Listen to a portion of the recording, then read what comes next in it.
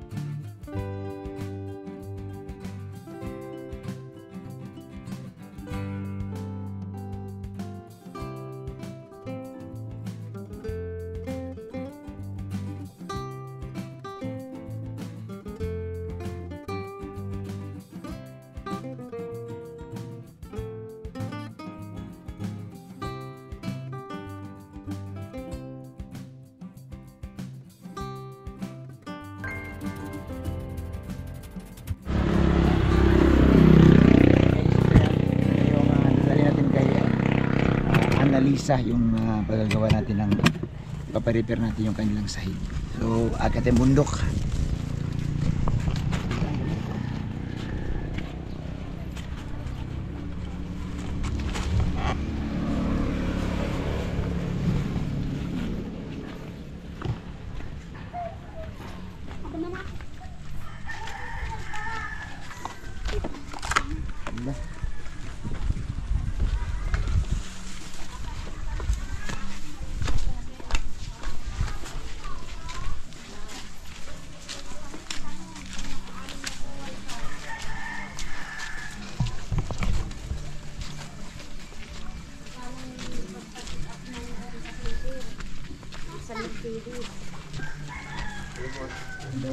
Akit ako dito. Ito.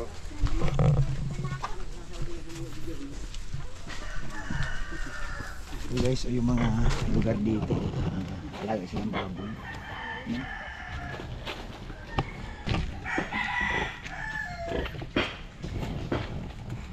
Saan ba yun?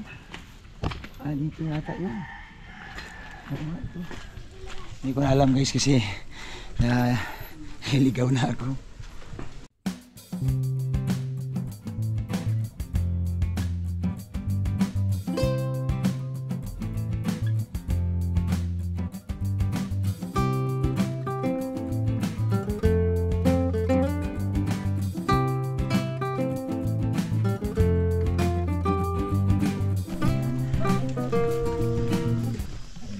Guys, ito na po yung ating pupuntahan bahay. Oh. Yan.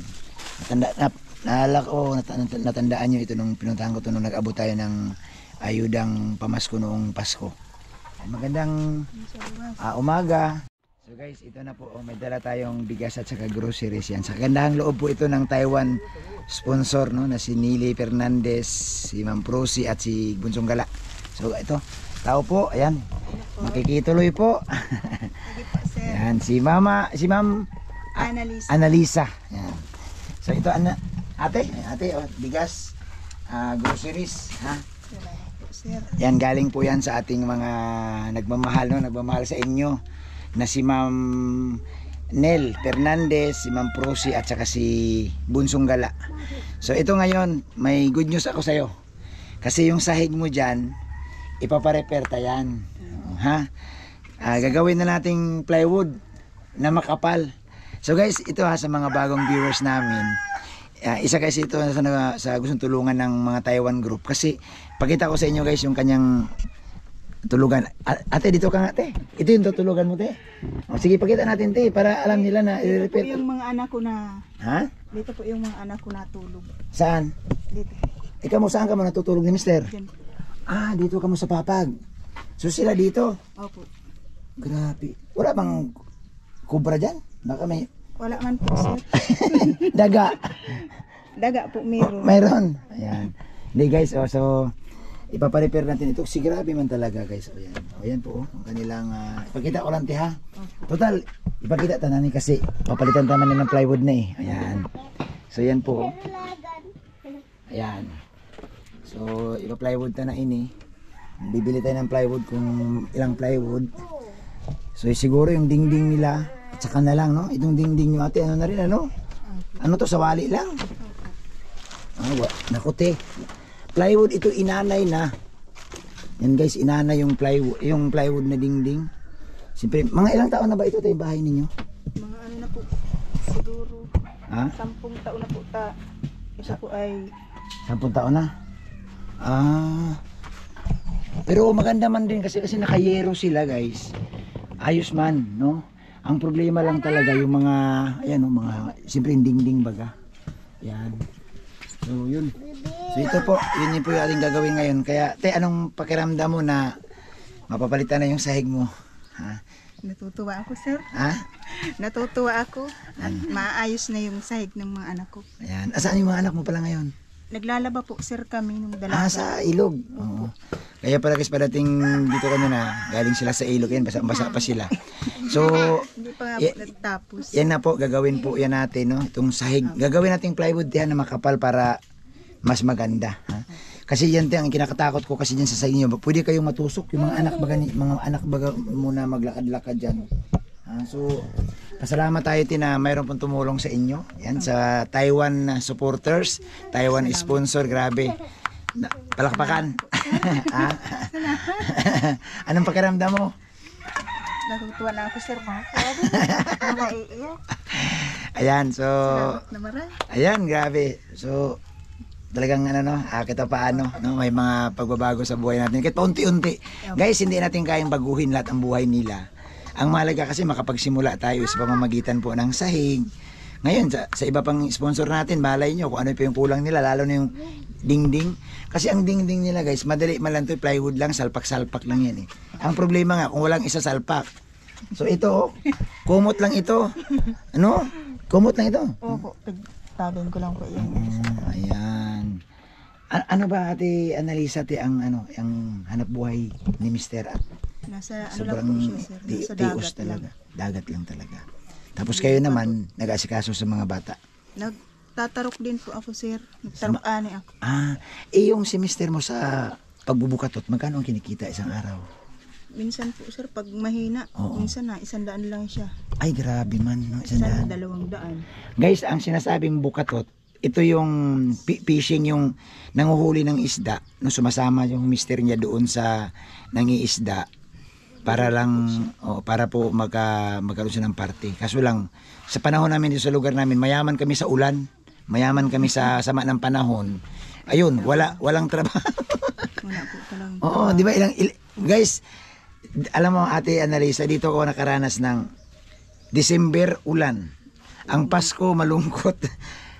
New Year ulan. Ang New Year malungkot. Walang paputok kasi nga, paano ka magpaputok? Eh yung ulan tuloy-tuloy 24 oras hindi natigil. Kaya maunawaan mo rin talaga sila sa hirap ng buhay. Yan. So, Ate Analisa, ayan, ibibigay ko sa iyo yung pagkakataon. Magpasalamat ka sa mga nagmamahal sa iyo. Ayan, nagpadala ng bigas, groceries at ipapagawa yung higaan ninyo.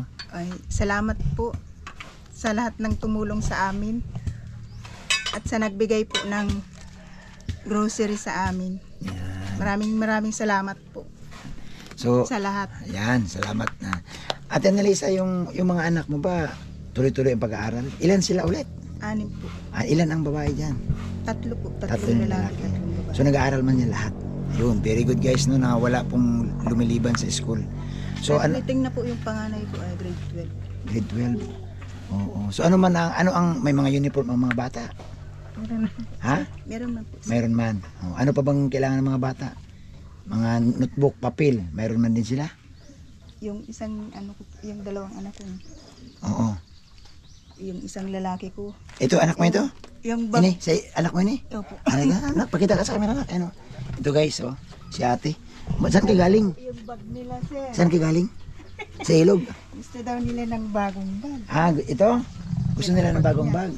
Bag ng anak kong lalaki. Wala man ako sir Oh. maibili ay. Ano ini? Doon po ito sa lalaki kong anak. Sa lalaki mo. So guys, talagang gutay-gutay na. Ay, Ma'am Tess, si Ma'am Tess. Ano ko si Ma'am Tess Orbeta. Ma'am Tess, bikin naman daw bag. Hindi, talaga namang So, Ate Analisa, magdasalan po tayo. Ako, di bang kami nangako sa iyo na kung anong ibibigay. Basta kung ano yung lumarating, kagaya nga nito na malala mo, pinuntahan kita dito noong Pasko. Tapos yun nga, may nakapanood at sabi nila, Kuya Bobby, gusto kong tumulong. Alam mo, dapat ipapagawa ito January. Ang ulan kasi dito guys, tuloy-tuloy, kaya hindi ko pwedeng magbuhat ng plywood at gagawa kaming maulan kasi ang plywood pag naulanan, nalubo. So sabi ko, antayin namin na uminit talaga bago magpagawa ng bahay. So ngayon po, 2 araw na na sunod-sunod ang init. Ayan. Hayaan mo ate, malay mo, maraming makakapanood nito. Nako si Ma'am Tess. Ma'am Tess, nako, madali to kay Ma'am Tess Orbeta. Bag. So 2 bag lang? Para sa mga anak mo? Iwan ko po yung isang bunso ko ay. Sige, hayaan mo lang ate. Ha? So yun po, salamat guys. Ayan. So, Salamat po. ayan. Pasensya ka na sa aming dala. Ha? Opo. Ha? Maraming Ayan. na po yan, tulong na sa aking anak. Ay, grabe, oo. Basta ate, ang importante yung yung mga bata, mga anak mo, tuloy-tuloy ang pag-aaral, no? Huwag silang patigilin. Kumbaga, igapang, no? Opo. Kasi kung di naman natin sila paralin, ano mangyayari din sa kanila? Yung, nga po, yung grade 12 ko nga po, nagtatalok-ani ako, nag-utang na ako ng 5 sakong palay para Bakit? lang po siya mag-UGT. Sa daig. So, Opo. ipinangutang mo yung pag-UGT niya? Oo. Opo. Magkano naman ang palay? Ang isang sako? 500 po. So, sa ngayon, nagtatanim ka pa lang, babayaran mo yan Pagkaani ko pag na. naani na. Opo. So, pag humiram ka ng 500, ang ibabayad mo, Palay. isang sako. Opo. So, pag 1,000 ang hiniram mo, 2 Dalawang sako. Ay. Hindi, dapat sa akin ka na humiram. Para may palay din ako.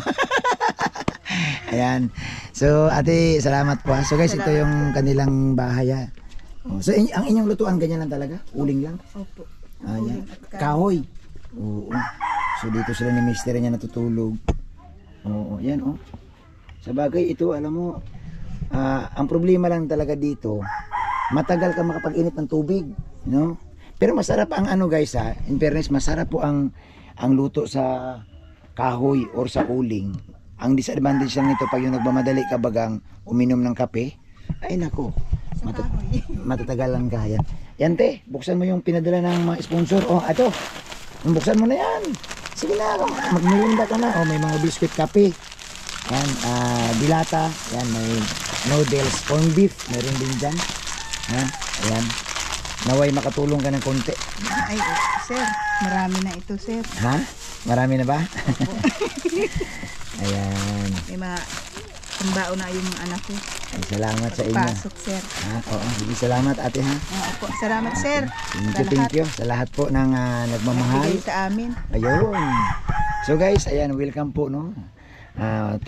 Magbigay tayo ng uting tulong, magbigay tayo ng share sa kanila, no?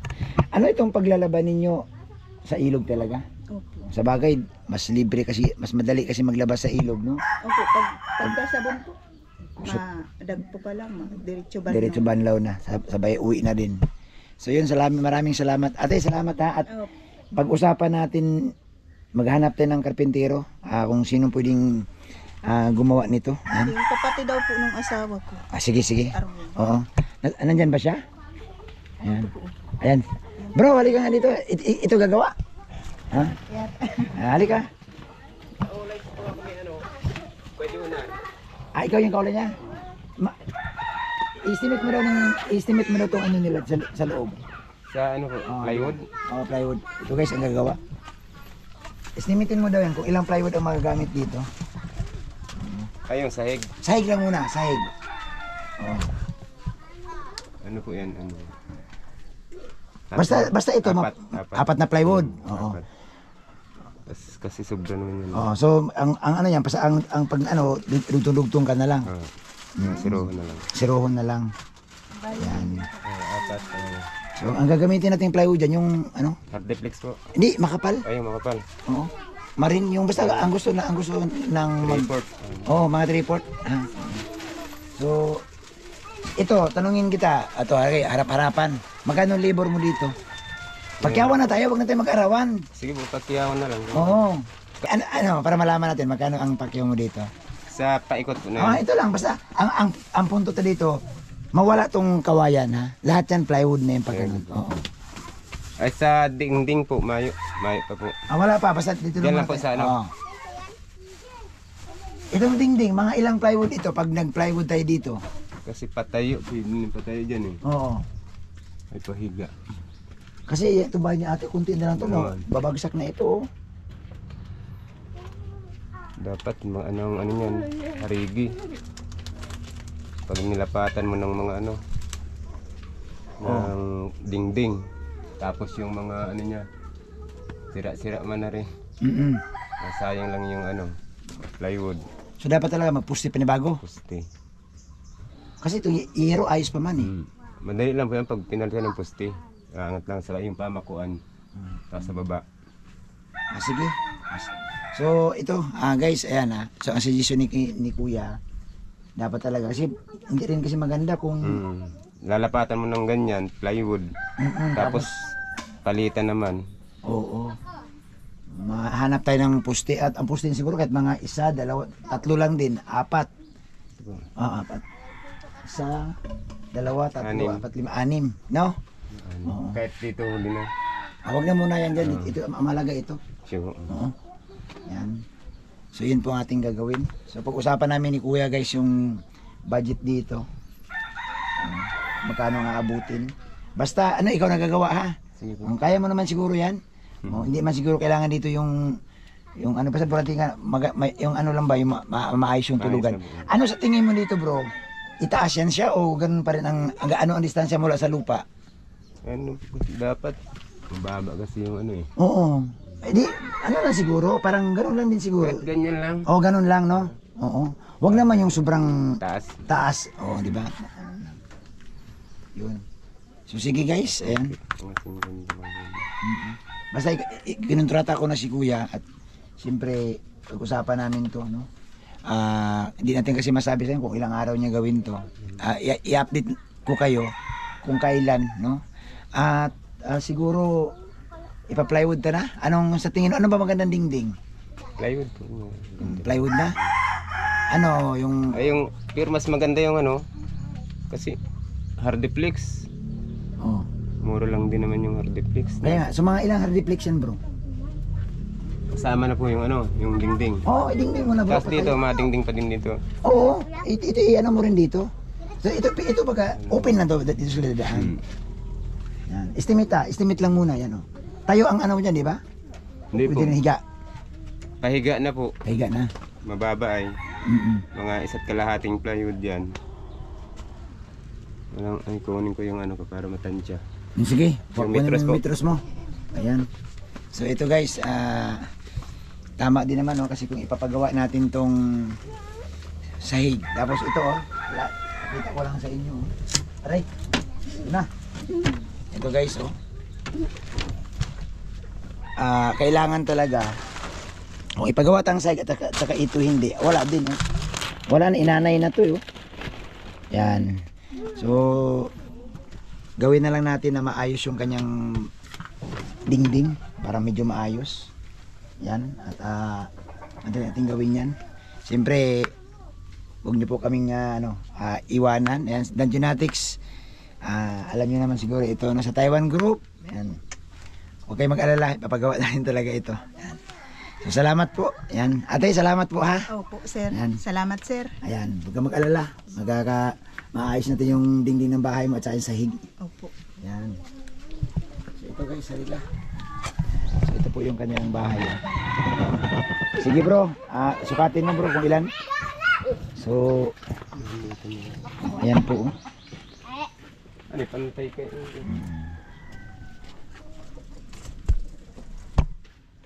Quatro, pahiga. Sasaktuhin ko na ito ng... Saktuhin na natin yan ang ano 4 feet. Isang plywood. Pero sa baba. Oo, Ayun na. tayo na lang. Oo, sige. Paano po? Paano? Pahiga. Pahiga. 4 lang. Tapos 8. Sige, computin mo bro.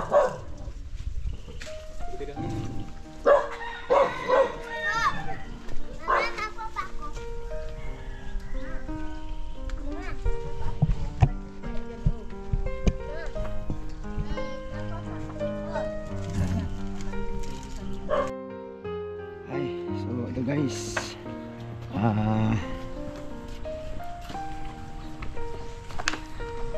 tapos na po kami, nadalaw na po namin yung beneficiary natin. So medyo nagkaroon ng pagbabago, kasi yung plywood nga na ikakabit natin dapat din talaga yung may dingding, kasi sira din ang dingding So yung plywood po guys, sayang lang din kung babaguhin natin yung sahig nila, gawin natin plywood tapos ang dingding di natin mababago, useless. Kaya unahin natin yung dingding at saka yung sahig. So gagawin na natin yan. So abangan nyo po sa ating channel guys. Salamat sa lahat at syempre sa mapagpalang araw sa inyong lahat. God bless.